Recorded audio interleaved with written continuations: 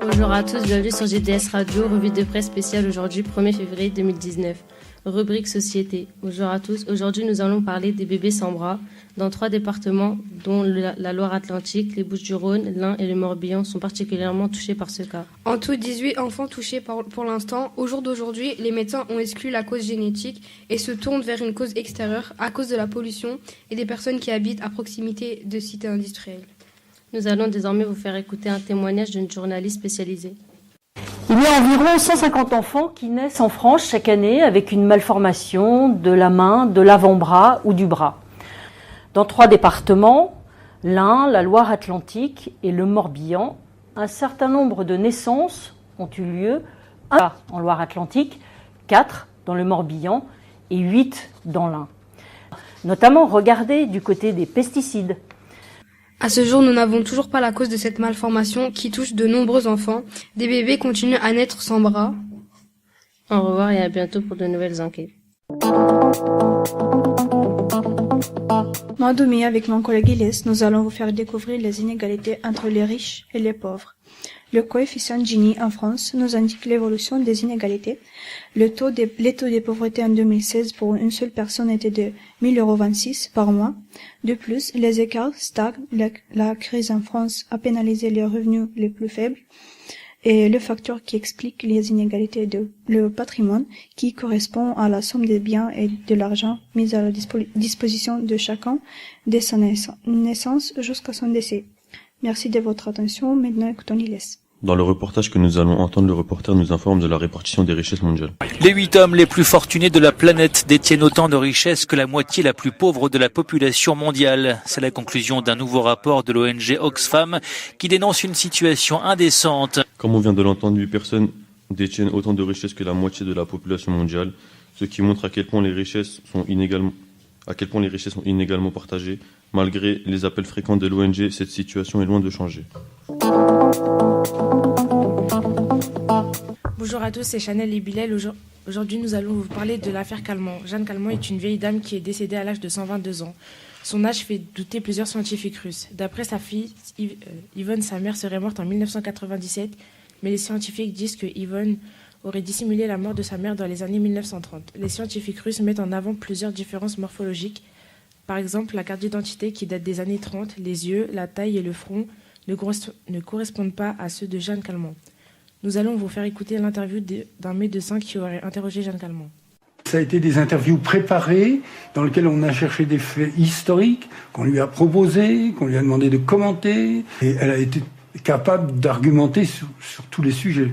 Et c'était pas des sujets qu'elle choisissait forcément. Yvonne aurait dissimulé la mort de sa mère dans les années 30 et aurait pris son identité pour éviter de payer une taxe sur l'héritage de celle-ci. Ainsi échapper aux droits de succession et pour gagner le record de super centenaire. Nous savons toujours pas qui est la vraie Jeanne Calment. Bonjour à tous, avec mon collègue Yacine, nous allons vous parler des radars et combien ça coûte. Commençons d'abord par l'estimation de la perte d'argent pour l'État à la suite des dégradations des radars. En juillet 2018, 10 millions d'euros pour les radars hors service. En décembre 2018, 215 millions d'euros pour les radars hors service. Et en juin 2019, 430 millions sur le montant total du manque à gagner sur 12 mois. Pour le coût des réparations, en moyenne 40 000 euros du nombre de radars réparés, dont 60% de 3 275, soit 1196 radars fixes, dont l'estimation du coût est de 48 millions d'euros. Il y a aussi des radars, les radars rouges, les radars discriminants, les radars tronçons et les radars passagers, au niveau qui coûte entre 2 millions et 17 millions.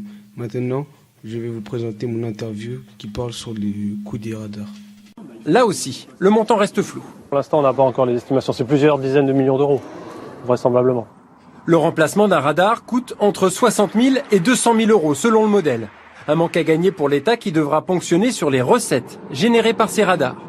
1 milliard d'euros a été récolté en 2017, une somme utilisée à 90% pour l'amélioration des routes et la sécurité routière. ces casseurs qui s'en prennent à une technologie qui a permis de sauver plus de 40 000 vies dans notre pays veulent absolument ignorer qu'il y aura des conséquences. Les conséquences, elles sont terribles. C'est le prix du sang. Les associations prônent la multiplication des radars mobiles pour limiter les dégradations. Mais la grande question est qui va payer ? Car sur les réseaux sociaux, notamment, on lit la colère de beaucoup d'internautes qui refusent que les bons citoyens ne payent pour les casseurs.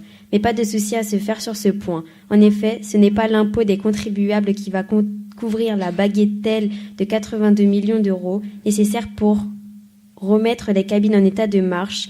En France, ce sont en fait les recettes des radars, c'est-à-dire les contributions qui financent les réparations. D'après Fabrice Emelin, un spécialiste de la société routière, les dégradations se sont accélérées avec le passage aux 80 km/h, puis avec le mouvement des Gilets jaunes. Merci à tous. Bonjour. Aujourd'hui, une question très intéressante se pose. Une police municipale à Paris, une bonne ou une mauvaise idée ? Des habitants qui s'inquiètent de la sécurité à Paris. Il y a par exemple 61% des agressions verbales, 52% des harcèlements, 54% de trafic de drogue, et j'en passe. Un consensus remis en question par les habitants. En effet, tous les habitants ne sont pas forcément d'accord. Et enfin, les policiers seront équipés d'une caméra piéton, un gilet pare-balles, des menottes, une gazeuse et un tonfa. Écoutons maintenant l'interview de Gilles Sepons, des habitants de Paris. Vu le tapage qui s'est fait dans nos allées, dans nos cités avec les enfants du quartier, vraiment moi j'aimerais bien qu'il y ait une police municipale qui s'installe. Non, je me sentirais pas plus en sécurité. Et vraiment pas plus. Parce que déjà on a une police nationale qui est armée. Et dans d'autres pays, la police, comme par exemple en Angleterre, n'est pas armée. Elle sait autant se faire respecter, si c'est pas mieux, qu'à Paris par les gens. Donc c'est pas l'arme qui fait les choses. Ça pose beaucoup de questions de formation initiale et de formation continue, d'habilitation, de compétences, de qualification judiciaire aussi. Donc c'est beaucoup de questions auxquelles il va falloir répondre. Je pense qu'il ne faut surtout pas se presser et surtout prendre le temps de consulter les experts des forces de l'ordre que nous sommes et effectivement de pouvoir se mettre autour d'une table, de savoir de quoi est-il bon pour nos concitoyens parisiens et franciliens. On en conclut que tous les habitants de Paris ne sont pas forcément d'accord avec cette idée, mais ils sont quand même inquiets de la sécurité parisienne. Merci, c'était Evelyne Echab. Bonjour, c'est Lina et Salma sur GDS Radio. Aujourd'hui, nous allons parler d'un sujet sérieux, un sujet que nous n'avons jamais abordé, la politique. Écoutons d'abord un journaliste sur place. Juan Guaidó, c'est le président du Parlement vénézuélien. Mercredi 23 janvier, il s'est autoproclamé président en exercice du Venezuela.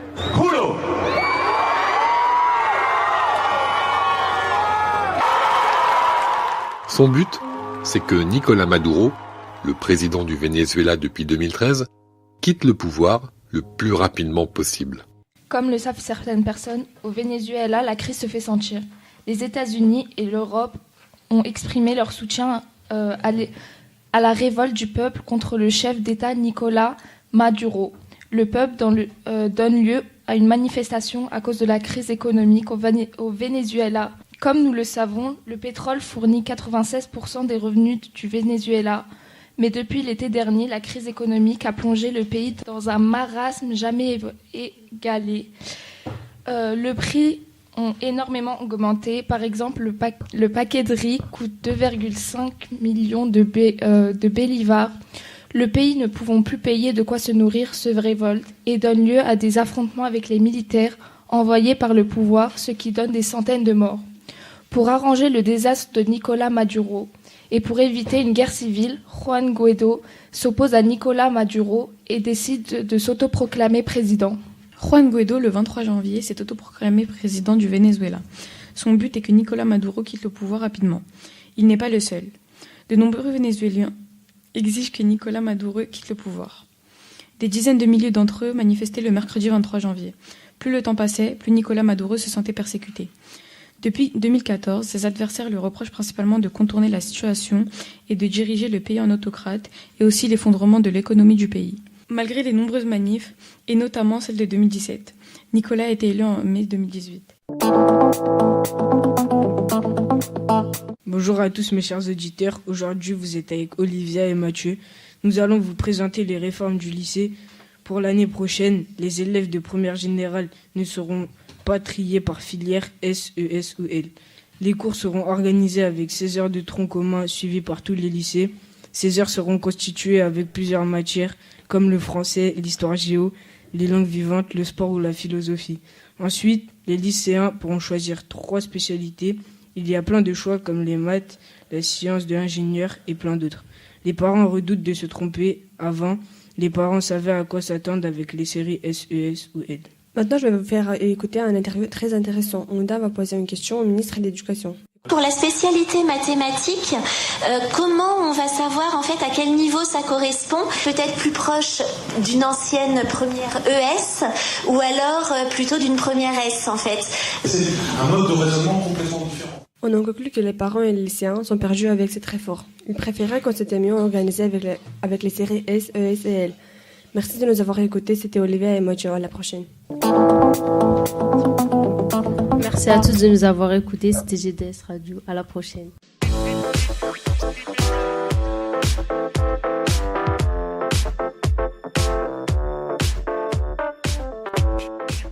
Kilo.